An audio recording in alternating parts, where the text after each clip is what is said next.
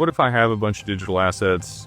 Because like domestically, you pretty much have to fund these policies with cash, right? So it's really not a meaningful way to get your digital assets into these policies yet. Depends on what they end up getting regulated as and what the frameworks end up being. And Sure. we're still a lot on the table trying to sort through that. But offshore, is that a possibility? Could you actually fund the policy in kind, or is it still going to be a cash contribution? Sure. So it is possible to evaluate that.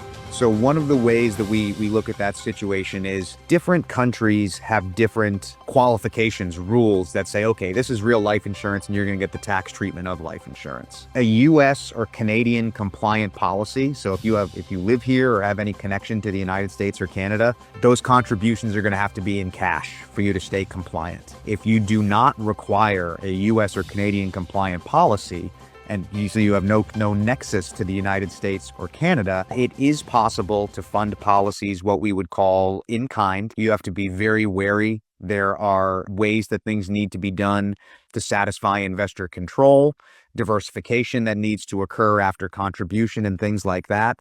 But the short answer, Jake, is it's going to take some planning and a conversation.